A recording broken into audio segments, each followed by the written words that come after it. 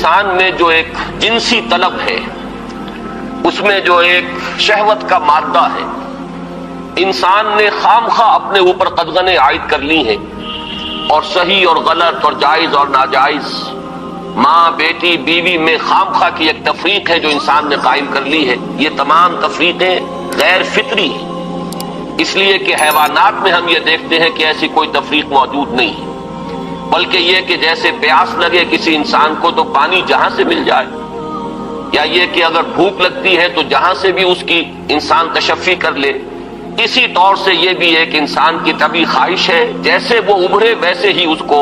جس طور سے بھی موقع ملے اس کی تسکین حاصل کر لینی چاہیے۔ یہ دو اصل میں فلسفیانہ نقطہ نظر، اور جیسا کہ میں نے عرض کیا خاص طور پر ادب کے میدان سے، لٹریچر کے میدان سے، خاص طور پر افسانوی انداز میں، ناولوں کے انداز میں، ڈراموں کے انداز میں یہ فکر پھیلایا گیا۔ یہ فکر ہے کہ جس نے مغرب کی تہذیب کا جو یہ سماجی عنصر ہے اسے واقعتاً یہ ہے کہ ایک سنڈاس بنا کر رکھ دیا ہے۔ جیسا کہ میں نے عرض کیا کہ ویسے تو پورے یورپ میں اور اسی کا عکس ہے اس وقت پوری دنیا میں اس تہذیب کے اثرات موجود ہیں، لیکن یہ کہ درجات ہیں، تو درجے کے اعتبار سے دیکھا جائے تو غالباً برطانیہ کا معاشرہ اور اس کے ساتھ یہ اسکینڈینیوین کنٹریز جو ہیں یہ اس معاملے میں اس وقت پوری نوع انسانی کے امام شمار کیے جا سکتے ہیں۔ مجھے چونکہ امریکہ بھی جانے کا اتفاق ہوتا رہتا ہے تو میں نے یہ محسوس کیا کہ امریکی معاشرہ ابھی اس اعتبار سے بہت پیچھے ہے۔ یورپ کو اس میں پیش قدمی کا اور امامت کا شرف حاصل ہو چکا ہے، اور خاص طور پر یورپ میں بھی یہ تین ممالک جو ہیں یہ بہت آگے نکل گئے ہیں، چنانچہ شرم اور حیا نام کی کسی شے کا کوئی وجود وہاں نہیں ہے، عصمت و عفت کا کوئی تصور موجود نہیں ہے۔ معلوم ہوتا ہے کہ یہ چیزیں انسان کی لغت کی میں سے خارج ہو چکی ہیں، اس کے سوچ کے دائرے سے باہر ہو چکی ہیں، اور اسی کا سب سے بڑا مظہر یہ ہے کہ آپ کو معلوم ہوگا کہ برطانیہ میں بھی یہ قانون منظور ہو چکا ہے، اور اسکینڈینیوین کنٹریز میں بھی، کہ دو مردوں کی شادی بھی ہو سکتی ہے، دو مرد لیگلی قانونی طور پر شوہر اور بیوی کی حیثیت سے رہ سکتے ہیں، قانون انہیں تسلیم کرے گا یہ شوہر ہے اور یہ بیوی ہے۔ اب اس درجے پرورشن، اس درجے فطرت انسانی کا مسخ ہو جانا، یہ چیز کہ جو ناقابل قیاس ہے، لیکن یہ کہ بالفعل دنیا کے اندر یہ موجود ہے۔ اور پچھلے دنوں جب مجھے اتفاق ہوا جانے کا سویڈن، تو وہاں معلوم ہوا کہ ایک پاکستانی بھی ہیں، ایک سرحد کے رہنے والے صاحب، جنہوں نے کہ ایک لڑکے سے وہاں شادی کی ہوئی ہے، اور قانونی اعتبار سے وہ میاں اور بیوی کی حیثیت سے وہاں مسلم طور پر زندگی گزار رہے ہیں۔ یہ جو معاملہ ہے، مجھے زیادہ صدمہ جس بات کا ہوا وہ اس پہلو سے کہ اس معاشرے کی جو اچیومنٹس ہیں، جو انہوں نے خوبیاں حاصل کی ہیں، ہمارا معاشرہ جو ہے ان کے بارے میں تو سوچنے کو بھی تیار نہیں۔ مثلاً یہ کہ سیاسی سطح پر مساوات، معاشی کفالت کا اصول کہ کوئی شخص وہاں بھوکا نہیں رہ سکتا، ہر شخص کی گویا کہ کفالت جو ہے وہ ریاست کے ذمے ہے۔ وہ باتیں جو اسلام نے دی تھی، جو حضرت عمر فاروق رضی اللہ تعالیٰ عنہ کے قول منسوب ہے کہ اگر دجلہ و فرات کے کنارے کوئی کتا بھی بھوکا پیاسا مر گیا تو عمر قیامت کے دن ذمہ دار ہوگا۔ یہ نقشہ واقعہ ہے، تسلیم کرنا پڑتا ہے کہ ان لوگوں نے اس چیز کو آج کی دنیا میں بالفعل حاصل کر کے دکھایا ہے۔ سماجی مساوات کا یہ عالم کہ اگر کوئی فائنینس منسٹر، اسے بھی اگر اپنا چیک کیش کرانا ہے تو وہ بھی بینک میں اسی طرح لائن میں لگتا ہے جیسے کوئی عام شہری لگتا ہے۔ یہ سماجی مساوات کہ غریب سے غریب آدمی بھی وہاں پر جو بھی ہے، چاہے وہ ویلفیئر پر زندگی گزار رہا ہو، وہ خود معذور ہو چکا ہو اور صرف اسے حکومت کی طرف سے جو ہے سہولتیں حاصل ہو، لیکن اس کا بچہ بھی اگر بیمار ہوگا تو اسے وہی علاج میسر آئے گا جو وہاں کسی کروڑ پتی کے بچے کو علاج میسر آئے گا، اور اس کے بچے کو بھی وہی تعلیم ملے گی جو کسی منسٹر کے بچے کو تعلیم حاصل ہو سکے۔ یہ چیزیں جو ان کے ہاں اچھی ہیں فی الواقع، جو اصلاً تو ہماری تھی، لیکن یہ ہے کہ اس وقت اگر ہمیں وہاں پر یہ چیزیں نظر آتی ہیں تو مجھے تو وہی احساس ہوا تھا کہ کتابیں اپنے آبا کی یہ موتی علم و حکمت کے جو دیکھیں، ان کو یورپ میں تو دل ہوتا ہے سی پارا، چیزیں ہماری تھیں لیکن یہ انہوں نے کر کے دکھائیں۔ بدقسمتی ہماری یہ ہے کہ ان چیزوں کے بارے میں تو ابھی ہمارے ہاں کوئی سوچ نہیں، ادھر پیش قدمی کا کوئی امکان نہیں۔ ہم سینکڑوں کوس دور ہیں اس سے کہ اس قسم کے کوئی ہم معاشرتی ارتقاء جو ہے اس کے بارے میں سوچ بھی سکیں. لیکن جو ان کی گندگی ہے جس نے کہ ان کو تباہ کر کے رکھ دیا ہے، خاندانی نظام ٹوٹ پھوٹ کر رہ گیا. جیسا کہ میں نے عرض کیا کہ شرم اور حیا جو ہے وہ ان کی لغت سے خارج ہو چکے ہیں، عصمت و عفت کے الفاظ بے معنی ہو چکے ہیں. یہ وہ گندگیاں ہیں کہ جن کو اپنے اس معاشرے کے اندر لانے کے لیے ہمارے ہاں ایک طبقہ ہے کہ جو پورے طور پر فعال ہے، اگرچہ عددی اعتبار سے اس کی کوئی حیثیت نہیں، وہ ایک بہت ہی حقیر اقلیت ہے، لیکن معنوی حیثیت ہے. اخبارات میں ان کے مضامین چھپتے ہیں، وہ دانشور شمار ہوتے ہیں، سرکاری حلقے جو ہیں وہ ان کو سپورٹ کرتے ہیں، ذرائع ابلاغ جو ہے ان تک ان کی رسائی ہے. لہذا اس معاشرے میں تیزی کے ساتھ یہ چیزیں جو ہیں وہ سرایت کرتی چلی جا رہی ہیں.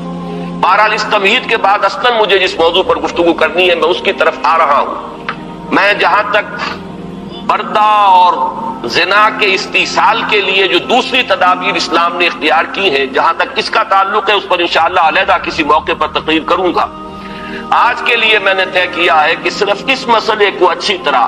ہم تھریش کریں، دیکھیں کہ واقعتاً نظریہ مساوات مرد و زن اس میں کوئی حصہ درست ہے یا نہیں ہے تو کون سا ہے. ہمارے سامنے کسوٹی اور معیار جو ہے وہ اللہ کی کتاب ہے اور اس کے رسول صلی اللہ علیہ وسلم کی سنت ہے. ہمیں ان دونوں چیزوں کے حوالے سے دیکھنا ہے کہ اس نظریے میں صداقت کا ایلیمنٹ کتنا ہے اور دھوکہ اور فریب کا حصہ کتنا ہے. میں سب سے پہلے تو یہ عرض کروں گا کہ اسلام بھی دو سطحوں پر عورتوں اور مردوں کے درمیان کامل مساوات کا قائل ہے، لیکن ایک تیسری سطح وہ ہے کہ جس پر وہ ایک فرق کرتا ہے، درجہ بندی کرتا ہے. ان دونوں کو علیحدہ علیحدہ سمجھ لینا چاہیے. پہلی سطح جس پر کہ اسلام عورت اور مرد کے درمیان کامل مساوات کا قائل ہے وہ شرف انسانیت ہے. مرد بھی انسان ہے، عورت بھی انسان ہے. جو شرف انسانیت ہے اس میں مرد اور عورت برابر کے شریک ہیں. اگر کسی کے ذہن میں یہ تصور ہے کہ عورت کا وجود ایک گھٹیا وجود ہے، عورت ایک کمتر وجود کی حامل ہے، تو یہ خالص غیر قرآنی اور غیر اسلامی نقطہ نظر ہے. بدقسمتی سے بعض دوسرے معاشروں کے اثرات ہمارے ذہنوں میں بھی آ گئے ہیں. خود عیسائی معاشرے کا بنیادی تصور یہ تھا کہ عورت ہے ہی گناہ کی گٹھڑی، مجسم برائی. یہ ایو سے ایول کا لفظ بنا ہے. حضرت حوا کے لیے ان کے ہاں لفظ ایو ہے، اور ایو سے ایول ہے. ایول برائی کو کہتے ہیں، یعنی یہ کہ عورت کا تو سارا وجود ہی سرتاسر برائی ہے. یہ چیزیں کچھ مختلف ذرائع سے ہمارے ذہنوں میں بھی آئی ہیں. پھر یہ کہ یہ معاشرہ جو ہے ہمارا جو پس منظر ہے تاریخی ہندو معاشرہ، اس میں بھی عورت کے گھٹیا ہونے کا تصور موجود ہے. تو سب سے پہلے یہ کہ ہمیں اپنے قلوب کا، اذہان کا جائزہ لے لینا چاہیے کہ اگر اس طرح کا کوئی جرثومہ ہمارے فکر میں ہے تو یہ خالص غیر قرآنی، غیر اسلامی. شرف آدمیت جس کا نام ہے اس میں عورت اور مرد برابر اور مساوی طور پر شریک ہیں. میں نے اس کے ضمن میں آپ کے سامنے ایک تو آیہ مبارکہ پڑھی ہے سورہ نساء کی. آپ کو معلوم ہے کہ معاشرتی مسائل پر قرآن مجید کی جامع ترین سورت سورہ نساء ہے. اس کا آغاز ہی اس سے ہوتا ہے کہ یا ایھا الناس، اے لوگو، اتقوا ربکم الذی خلقکم من نفس واحدۃ وخلق منها زوجها وبث منہما رجالا کثیرا ونساء. اے لوگو، اپنے اس رب کا تقوی اختیار کرو جس نے تمہیں ایک انسانی جان سے پیدا کیا، اسی سے اس کا جوڑا بنایا، اور ان دونوں سے کثیر تعداد میں مردوں اور عورتوں کو زمین میں پھیلا دیا. گویا کہ پوری نوع انسانی ایک انسانی جوڑے کی نسل ہے. آدم اور حوا علیہ السلام انہی کی اولاد ہیں تمام انسان. اس پہلو سے تمام انسان بھی برابر ہیں، اگرچہ نسلیں ان کے اندر وجود میں آ گئی ہیں، اگرچہ شکلیں مختلف ہو گئی ہیں، رنگتیں ان کی تبدیل ہو گئی ہیں، ایک دوسرے سے بہت مختلف ہو گئی ہیں، لیکن یہ کہ تمام شعوب و قبائل کا فرق ہو یا لونی یا لسانی فرق ہو، ان سب کی کوئی حقیقت اس اعتبار سے نہیں ہے کہ کوئی ان میں اونچا ہو جائے کوئی نیچا ہو جائے. کلکم بنو آدم و آدم من تراب. تم سب کے سب جو ہو آدم کی نسل سے ہو اور آدم مٹی سے بنائے گئے تھے. لا فضل لعربی علی عجمی ولا لعجمی علی عربی ولا لاحمر علی اسود ولا لاسود علی احمر الا بالتقوی. یہ معاملہ جہاں عربی اور عجمی اور کالے اور گورے کے مابین ہے، وہیں مرد اور عورت کے مابین بھی. ایک ہی انسانی نسل، اور آج بھی آپ دیکھیے آدم و حوا سے آگے گزر کر آخر ایک ہی ماں باپ کی اولاد میں بیٹے بھی ہوتے ہیں، بیٹیاں بھی ہوتی ہیں، ایک ہی باپ کے نطفے سے بیٹا بھی ہے اور بیٹی بھی ہے،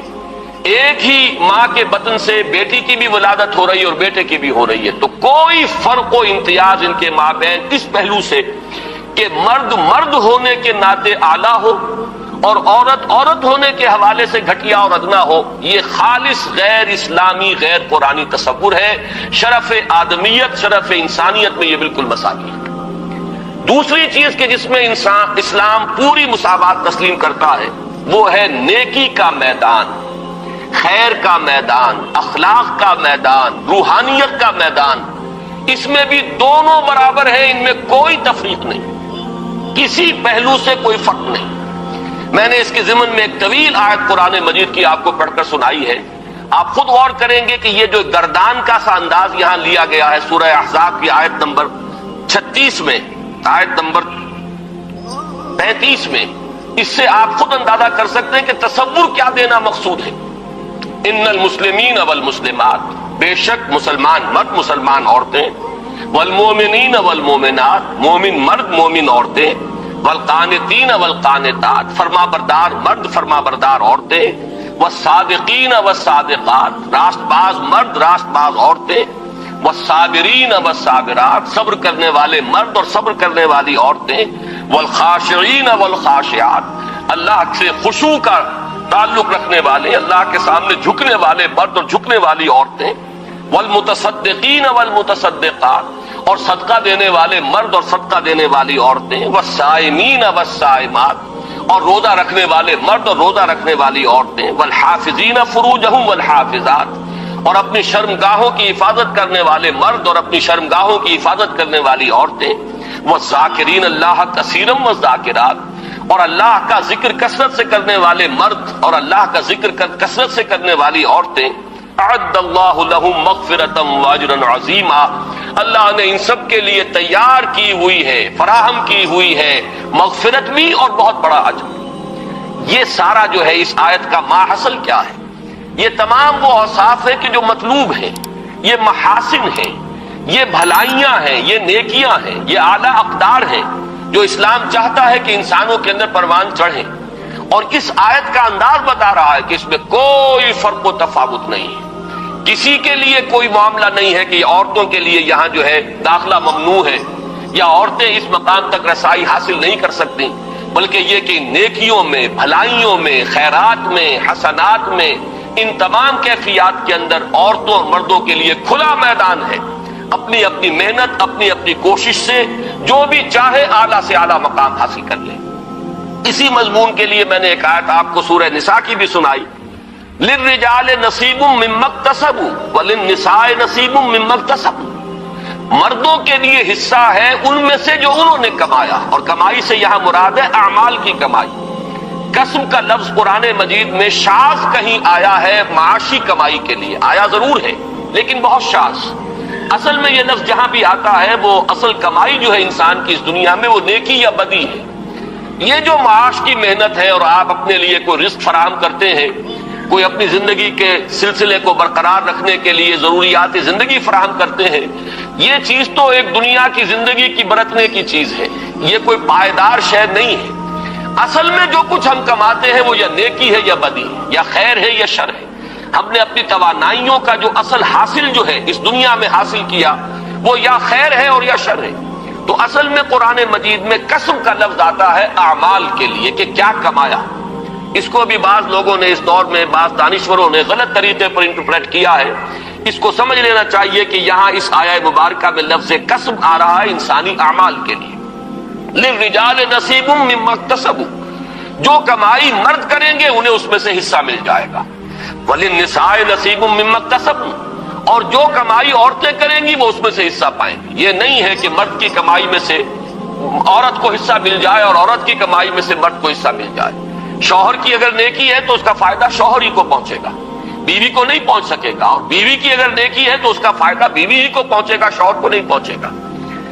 وَاسْأَلُوا اللَّهَ مِن فَضْلِهِ، اور یہ میدان کھلے ہوئے ہیں، اللہ سے سوال کرو، درخواست کرو اس کے فضل میں سے، مانگو جتنا مانگ سکتے ہو۔ یہ مانگنے کے لیے بھی ایک استعداد مطلوب ہے. انسان اللہ تعالیٰ کے ساتھ اپنا قبلہ درست کرے گا اللہ کی طرف، اللہ کے ساتھ اپنے اندر اخلاص پیدا کرے گا، تبھی مانگنے کی بھی اس کے اندر صلاحیت پیدا ہوگی، تبھی وہ واقعی اطمینان قلب کے ساتھ اللہ کے سامنے دست سوال دراز کر سکے گا. ان اللہ کان بکل شیء علیما، یقیناً اللہ تعالیٰ ہر چیز کا علم رکھتا ہے، وہ ہر ایک کو اس کی استعداد کے مطابق، اس کی محنت کے مطابق، اس کی کوشش کے مطابق عطا فرماتا ہے. اس میں ایک آیت اور چاہتا ہوں کہ آپ حضرات کے سامنے رکھوں، اور اس کے حوالے سے ذرا میں ہماری تاریخ کا جو صدر اول ہے، صحابہ کرام کا دور، اور اس میں سے بھی بالکل سابقون الاولون کا جو دور ہے، اس میں سے چند حوالے دینا چاہتا ہوں کہ کس طرح ہمارے سامنے ان معاملات میں عورت اور مرد بالکل، میں یہاں جان بوجھ کر لفظ استعمال کر رہا ہوں شانہ بشانہ، کہ جو آج غلط طریقے پر استعمال ہو رہا ہے، مختلف میدانوں میں عورت اور مرد کو شانہ بشانہ چلانے کی کوشش ہو رہی ہے. اصل میں یہ میدان ہے کہ جہاں اب مرد اور عورت شانہ بشانہ چلنے چاہیے. وہ سورہ آل عمران کے آخری رکوع کی آیت ہے. آپ میں سے اکثر حضرات کے ذہن میں ہوگا کہ اس مقام پر اللہ تعالیٰ نے اپنے کچھ نیک بندوں کی دعا نقل کی ہے، بڑی طویل دعا ہے، اور اس دعا کے بعد فوراً جو آیت آتی ہے اس میں اس دعا کی قبولیت کا اعلان ہے. فاستجاب لهم ربهم انی لا اضیع عمل عامل منکم من ذکر او انثى بعضکم من بعض. تو اللہ نے ان کی دعا قبول فرمائی اور یہ ارشاد فرمایا کہ میں تو تم میں سے کسی بھی عمل کرنے والے کے کسی بھی عمل کو ضائع کرنے والا نہیں ہوں، خواہ وہ مرد ہو خواہ عورت. بعضکم من بعض، تم سب ایک دوسرے ہی سے ہو، ایک ہی باپ کی اولاد میں بیٹے اور بیٹیاں، اور ایک ہی ماں کے بطن سے بیٹے اور بیٹیاں. معلوم ہوا کہ تمہیں اگرچہ ہم نے مذکر اور مؤنث بنایا ہے، مرد اور عورت کی شکل دی ہے، لیکن یہ کہ تم ہو ایک ہی انسانیت کی جو نسل ہے اسی سے تعلق رکھنے والے. فالذین ہاجروا، اب یہاں اللہ تعالیٰ نے کچھ چوٹی کے اعمال کا ذکر کیا ہے. ایک اعمال تو وہ تھے جو سورہ احزاب کی آیت میں ہمارے سامنے آ چکے ہیں، یہ زیادہ تر انفرادی نوعیت کے ہیں. انسان کی نیکی ہے، راست بازی ہے، اللہ کا ذکر ہے، اپنی عصمت و عفت کی حفاظت ہے، صدقہ ہے، خیرات ہے، اور نماز پڑھنا ہے. یہ تمام چیزیں جو ہیں یہ انسان کی انفرادی نیکی کے اوصاف ہیں. لیکن یہاں جن چیزوں کا ذکر ہے وہ ہے در حقیقت اللہ کی راہ میں سرفروشی، جانفشانی، اللہ کی راہ میں تکلیفیں اٹھانا. فالذین ہاجروا واخرجوا من دیارہم واوذوا فی سبیلی وقاتلوا وقتلوا، تو جن لوگوں نے اللہ کی راہ میں ہجرت کی، جو اپنے گھروں سے نکال دیے گئے، جنہیں میری راہ میں ایذائیں پہنچائی گئیں، جنہوں نے اللہ کی راہ میں جنگ کی، اور جو قتل ہوئے، فرمایا کہ جن لوگوں کے اعمال اتنے بلند ہیں، جنہوں نے یہ کچھ بلندیاں حاصل کی ہیں اپنے اعمال میں، لَأُكَفِّرَنَّ عَنْهُمْ سَيِّئَاتِهِمْ، ان کے بارے میں تو کسی شک و شبے کی گنجائش ہی نہیں ہے. یعنی میں تو کسی کے چھوٹے سے چھوٹے عمل کو ضائع کرنے والا نہیں ہوں، خواہ وہ مرد ہو خواہ عورت، تم سب ایک دوسرے ہی میں سے ہو. باقی جن کے اعمال اتنے بلند ہوں، اتنے اونچے ہوں، جنہوں نے یہ کچھ سرفروشی اور جانفشانی کی ہو ہمارے دین کی راہ میں، میں لازماً دور کر دوں گا ان سے ان کی برائیوں کو، اور میں لازماً داخل کروں گا انہیں ان باغات میں جن کے نیچے ندیاں بہتی ہوں گی، اور یہ اللہ کی طرف سے بدلہ ہوگا، اور اللہ ہی کے پاس ہے بہت بڑا بدلہ. اب اس آیت کو سامنے رکھیے، اور میں یہ چاہتا ہوں کہ مردوں اور عورتوں کے درمیان اس پہلو سے جو مساوات سامنے آتی ہے تاریخ اسلامی کے صدر اول میں خاص طور پر، اس کی چند جو مثالیں ہیں وہ آپ کے سامنے آ جائیں. دیکھیے، آپ کو معلوم ہے کہ اگرچہ نبوت کا درجہ بہت بلند ہے، بہت اعلیٰ ہے، نبوت و رسالت ایک بہت بڑا منصب ہے، اور یہ بالکلیہ وہبی شے ہے، اکتسابی نہیں ہے. اب تو اس کا دروازہ مستقلاً بند ہو چکا محمد الرسول اللہ صلی اللہ علیہ وسلم کے بعد،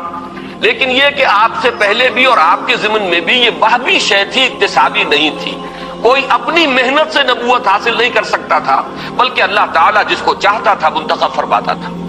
اب ان سے کمتر درجے جو ہیں ان میں صدیقیت ہے، شہادت ہے. جیسے کہ سورہ نساء کی آیت میں آیا ہے، اولئک مع الذین انعم اللہ علیہم من النبیین والصدیقین والشہداء والصالحین. اب میں آپ سے عرض کروں گا کہ جہاں تک مرتبہ صدیقیت کا تعلق ہے، اگرچہ اہل سنت کا یہ اجماعی عقیدہ ہے کہ حضرت ابوبکر صدیق صدیق اکبر ہے، سب سے بڑے صدیق، بلکہ یہ کہ تمام انسانوں میں انبیاء کے بعد افضل ترین شخصیت حضرت ابوبکر۔ لیکن واقعہ یہ ہے کہ جس مرتبہ و مقام پر مردوں میں حضرت ابوبکر صدیق ہے، صدیق اکبر، بالکل اسی مقام پر خواتین میں حضرت خدیجہ الکبریٰ ہے رضی اللہ تعالی عنہا، جو صدیقۃ الکبریٰ ہے۔ ان کے نام کے ساتھ یہ لفظ کبریٰ جو آیا ہے، اکثر لوگ جو ہے اس کو سمجھتے نہیں ہیں۔ کبریٰ اکبر کا مؤنث ہے، یہ صدیق اکبر ہے، وہ صدیقۃ الکبریٰ ہے کہ صدیقہ جو ہے، آپ کو معلوم ہے یہ لفظ قرآن میں حضرت مریم کے لیے آیا، امہ صدیقہ، حضرت عیسیٰ کی والدہ کے بارے میں آیا، وہ صدیقہ تھی۔ اسی طریقے سے حضرت آسیہ کا ذکر آیا، فرعون کی بیوی کا۔ لیکن یہ ہے کہ اس امت میں جس مرتبہ و مقام پر مردوں میں حضرت ابوبکر صدیق ہے، بالکل اسی مرتبہ و مقام پر خواتین میں حضرت خدیجہ الکبریٰ ہے رضی اللہ تعالی عنہ۔ بلکہ واقعہ یہ ہے کہ اگر آپ مجھ سے پوچھیں میرے دل کی بات، فاش گویم آنچ در دل مضمر است، تو مجھے تو واقعتاً یہ طے کرنا مشکل ہو جاتا ہے کہ ان دونوں میں سے افضلیت کس کی ہے۔ اس لیے کہ جہاں تک اولیت ایمان کا تعلق ہے، اس میں بھی یہ بات بالکل سمجھ میں آتی ہے کہ حضرت خدیجہ کا ایمان مقدم ہونا چاہیے حضرت ابوبکر صدیق سے، اس لیے کہ پہلی وحی کے بعد آ کر سب سے پہلی جو گفتگو کی ہے حضور نے، ظاہر بات ہے کہ وہ اپنی زوجہ محترمہ سے کی۔ جس طریقے سے انہوں نے تصدیق کی ہے اور جس طریقے سے حضور کو تسلی دی ہے اور دلجوئی ان کی فرمائی ہے کہ آپ گھبرائیں نہیں، جب آپ نے فرمایا کہ انی خشیت علی نفسی، مجھے تو اپنی جان کا اندیشہ ہو گیا، تو کس درجے بلند دلیل کے ساتھ آپ کو تسلی دی ہے۔ اللہ آپ کو ضائع نہیں کرے گا، آپ تو غریبوں کی سرپرستی فرمانے والے، بیواؤں کی مدد کرنے والے، اللہ تعالیٰ آپ کو ضائع نہیں کرے گا۔ پھر یہ کہ حضرت صدیق اکبر کے فضائل کا سب سے بڑا باب جو شمار ہوتا ہے وہ یہ ہے کہ انہوں نے حضور صلی اللہ علیہ وسلم کے مشن پر اپنی پوری دولت لگا دی۔ دو مواقع ایسے آئے ان کی زندگی میں، ایک مکی دور میں، ایک مدنی دور میں۔ مکی دور میں جب کہ ہجرت کے لیے تشریف لے جا رہے ہیں تو ایک پیسہ بھی گھر والوں کے لیے نہیں چھوڑا ہے۔ اول تو یہ کہ وہ ساری دولت ان کی سکڑ چکی تھی، اس وقت تک صرف ہو چکی تھی، کتنے ہی غلام اور کتنی ہی کنیزیں انہوں نے خریدی اپنے پیسے سے اور انہیں آزاد کیا جو ایمان لے آئے تھے اور جنہیں ستایا جا رہا تھا۔ پھر یہ کہ کاروبار میں سے تو سارا وقت اب نکل چکا تھا دعوت اور تبلیغ دین کے لیے، جو کچھ رہ گیا تھا وہ بھی لے کر حضور کے ساتھ صلی اللہ علیہ وسلم وہ تشریف لے گئے۔ پھر یہ کہ آپ کو معلوم ہے غزوہ تبوک کے موقع پر ہوا ہے کہ جو کچھ گھر میں تھا جھاڑو پھیر کر لا کر حضور کی خدمت میں پیش کر دیا۔ لیکن آپ غور کیجئے کہ بعین ہی یہی مقام حضرت خدیجہ الکبریٰ کا ہے رضی اللہ تعالی عنہا، وہ متمول ترین خاتون جن سے نکاح کے بڑے بڑے سرداران قریش جو ہے وہ متمنی تھے، انہوں نے اپنی پوری دولت جس طرح قدموں میں ڈالی ہے محمد الرسول اللہ صلی اللہ علیہ وسلم کی، اور جس طرح ان کے ڈسپوزل پر رکھ دی ہے کہ جس طرح چاہیں صرف کرے، تو اس معاملے میں بھی واقعہ یہ ہے کہ یہ کہنا مشکل ہے کہ کس کا درجہ جو ہے وہ افضل ہے، کون اعلیٰ ہے، کون اس پہ پیش قدمی لے گیا ہے۔ بس جیسے ایمان کے بارے میں ہم نے عافیت تلاش کی ہے کہ ہم اس طریقے سے کہہ کر اور اس میں آگے فیصلہ کرنے سے اپنے آپ کو بچا لیتے ہیں کہ عورتوں میں سب سے پہلے ایمان لانے والی حضرت خدیجہ، اور آزاد مردوں میں سب سے پہلے ایمان لانے والے حضرت ابوبکر، اور بچوں میں سب سے پہلے ایمان لانے والے حضرت علی، اور غلاموں کے طبقے میں سب سے پہلے ایمان لانے والے حضرت زید بن حارثہ۔ اسی طریقے سے یوں سمجھیے کہ ان دونوں میں اگر کوئی افضلیت کا فیصلہ ہم نہ کرنا چاہیں تو کہہ سکتے ہیں کہ مردوں میں صدیق اکبر حضرت ابوبکر ہے رضی اللہ تعالی عنہ، اور خواتین میں صدیقۃ الکبریٰ حضرت خدیجہ ہے رضی اللہ تعالی عنہ۔ اس سے آگے چلیے ہجرت کا معاملہ ہے۔ اب آپ دیکھیے کہ حضرت عثمان ہجرت فرما رہے ہیں حبشہ کی طرف، ان کی زوجہ محترمہ حضرت رقیہ ان کے ساتھ ہے، اور حضور نے فرمایا کہ یہ پہلا جوڑا ہے کہ جو اللہ کی راہ میں ہجرت کر رہا ہے حضرت لوط اور ان کی اہلیہ کے بعد۔ وہ بھی جب اللہ کی راہ میں ہجرت کے لیے نکلے تھے تو اپنی وہ ایک انسانی جوڑا نکلا تھا، اور آج یہ عثمان اور ان کی اہلیہ حضور کے لخت جگر حضرت رقیہ، یہ دونوں میاں بیوی بھی اللہ کی راہ میں ہجرت کر رہے ہیں۔ پھر اسی موقع پر ہمیں معلوم ہوتا ہے کہ حضرت ام حبیبہ رضی اللہ تعالی عنہ انہوں نے بھی ہجرت کی، ان کا شوہر بھی مسلمان تھا، دونوں نے ہجرت کی۔ لیکن یہ کہ شوہر پر ایسی افتاد پڑی ہے حبشہ میں جانے کے بعد کہ وہ مرتد ہو گیا، عیسائی ہو گیا، شراب کا بہت زیادہ عادی تھا اور اسی کی وجہ سے اپنی عقل اور ہوش و خرد کو کھو گیا، اور چونکہ پھر حضرت ام حبیبہ وہاں بغیر شوہر کے رہ گئی، یہی وجہ ہے کہ حضور نے پھر پیغام بھجوایا ہے ان کی دلجوئی کے لیے، اس لیے کہ صاحبزادی کس کی ہے؟ ابو سفیان کی، وہ جو کہ قریش کے سردار ہیں۔ تو حضرت ام حبیبہ کا نکاح پھر حضرت نجاشی نے پڑھایا ہے اور اپنے پاس سے مہر ادا کیا ہے، اور یہ حضور صلی اللہ علیہ وسلم خود مدینے میں تھے، نکاح یہاں ہوا ہے، بعد میں وہ پہنچی ہے مدینہ منورہ۔ تو میں اس وقت صرف یہ بتانا چاہ رہا ہوں کہ اللہ کی راہ میں ہجرت میں بھی مرد اور عورت ہمیں شانہ بشانہ نظر آ رہے ہیں، اس میں بھی ان کی اچیومنٹس وہی ہیں کہ جو مردوں کی۔ اوذو فی سبیلی کا معاملہ لیجئے تو حضرت سمیہ اور حضرت یاسر رضی اللہ تعالی عنہما شانہ بشانہ اس معاملے میں آپ کو نظر آئیں گے کہ جتنی ایذائیں ابو جہل نے پہنچائی ہیں حضرت یاسر کو، اتنی ہی ایذائیں جو ہے برداشت کی حضرت سمیہ نے۔ جس وحشیانہ اور ظالمانہ انداز میں شہید کیے گئے ہیں حضرت یاسر، اسی طرح وحشیانہ اور بربریت کے انداز میں حضرت سمیہ نے جام شہادت نوش کیا ہے۔ اس معاملے کے اندر بھی وہ مساوات ہمیں نظر آ رہی ہے۔ تو معلوم یہ ہوا کہ یہ تمام مقامات بلند جہاں شرف انسانیت میں مرد اور عورت برابر ہیں، اور اس میں وہ اوصاف کے جو سورہ احزاب کی آیت نمبر 35 میں ہمارے سامنے آ چکے، جس آیت کا جو انداز بتا رہا ہے کہ اس میں کوئی فرق و تفاوت نہیں، بلکہ ان تمام اوصاف میں کھلا میدان ہے۔ عورت اپنی محنت کے مطابق آگے بڑھے، مرد اپنی محنت کے مطابق جو مرتبہ اور مقام حاصل کرنا چاہے کر لے۔ اسی طریقے سے دین کی خدمت میں، دین کے لیے سرفروشی، جانفشانی، ہجرت ہے، اور اللہ کی راہ میں ایذاؤں کو برداشت کرنا ہے۔ جس طرح حضرت بلال اور حضرت ابو فقیہ کو مارا گیا ہے اور پیٹا گیا، اسی طرح حضرت زنیرہ اور بعض دوسری باندیاں ہیں جو ایمان لے آئی حضور صلی اللہ علیہ وسلم پر، انہیں بھی مارا اور پیٹا گیا ہے۔ جس طریقے سے حضرت ابو بکر نے حضرت بلال، حضرت ابو فقیہ کو خرید کر آزاد کیا، اسی طرح متعدد باندیاں ہیں جو ایمان لے آئی تھی اور ان کو انہوں نے اپنے پیسے سے خریدا اور آزاد کیا۔ تو یہ وہ میدان ہے کہ جس میں کامل مساوات ہے، یعنی شرف انسانیت میں کامل مساوات۔ دینی مقامات، روحانی مقامات بعد میں بھی ہمیں نظر آتا ہے۔ حضرت جنید بغدادی ہے رضی اللہ تعالیٰ عنہ، تو رابعہ بصریہ بھی ہیں رحمت اللہ علیہما، تو ان میں معلوم ہوتا ہے کہ یہاں بھی کوئی فرق اور امتیاز ہمیں نظر نہیں آتا۔ صحابہ کرام میں فقہائے صحابہ کے درجے میں حضرت عمر، حضرت علی نظر آ رہے ہیں، تو فقہائے صحابہ میں حضرت عائشہ صدیقہ رضی اللہ تعالیٰ عنہ کا مقام بہت بلند ہے۔ تو معلوم یہ ہوا کہ ان تمام چیزوں میں اسلام مساوات کا قائل ہے، شرف انسانیت میں برابری، اور دین کے معاملات میں، روحانی معاملات میں، اخلاقی معاملات میں اس میں بھی برابری ہے، مساوات ہے، اس میں بھی کہیں کوئی قدغن نہیں ہے کسی عورت کے آگے کہ اس سے آگے وہ نہیں جا سکتی۔ البتہ تیسری سطح جو ہے جس کے بارے میں مجھے عرض کرنا ہے، اسے اگر میں کہوں کہ وہ سطح ہے انتظامی اور قانونی، تو یہاں یقیناً اسلام نے ایک فرق و تفاوت پیدا کیا ہے، لیکن اس فرق و تفاوت کے اندر بھی ایسا نہیں ہے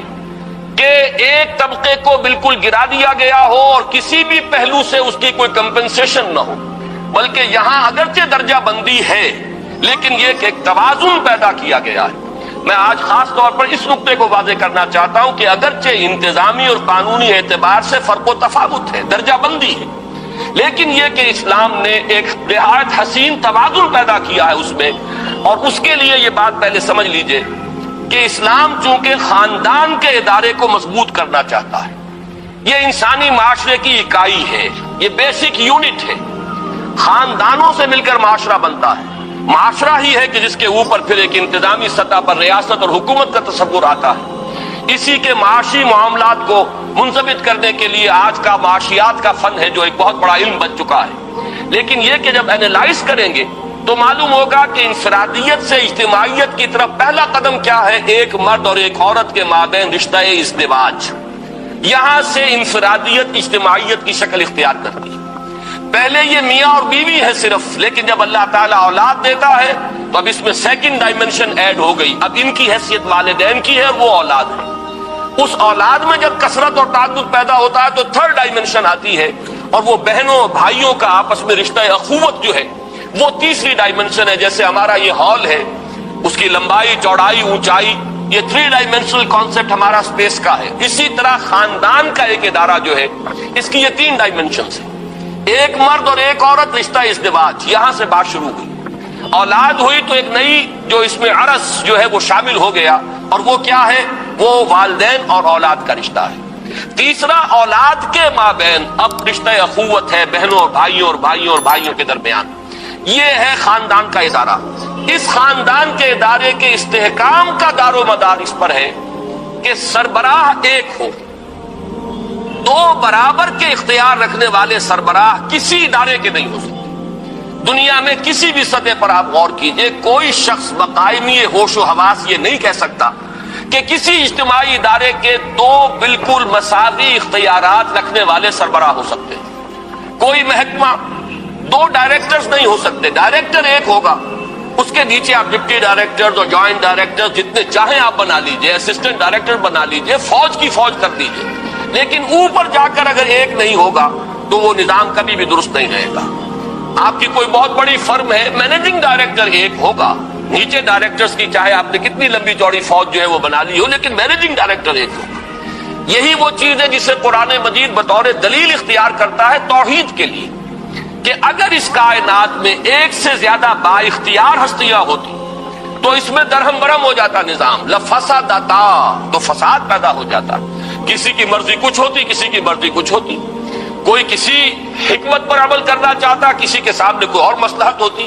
یہ حکمتوں اور مصلحتوں کا ٹکراؤ اور اختلاف رائے جو ہے اس کائنات کے اندر جو نظم نظر آ رہا ہے، اس میں جو محسوس ہوتا کہیں کوئی رکھنا نہیں ہے، تو یہ در حقیقت دلیل ہے اس کی کہ ایک ہی اختیار، ایک ہی ارادہ،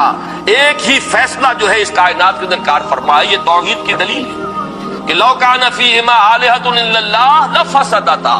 اگر ان میں آسمانوں اور زمین میں اللہ کے سوا کوئی اور بھی الہ ہوتے تو ان میں فساد رونما ہو جاتا. بالکل وہی توحید ہے در حقیقت، اسی کا ایک عکس ہے جو اسلام خاندان کے ادارے میں چاہتا ہے کہ اس کا سربراہ ایک ہوگا اور وہ سربراہ مرد ہوگا.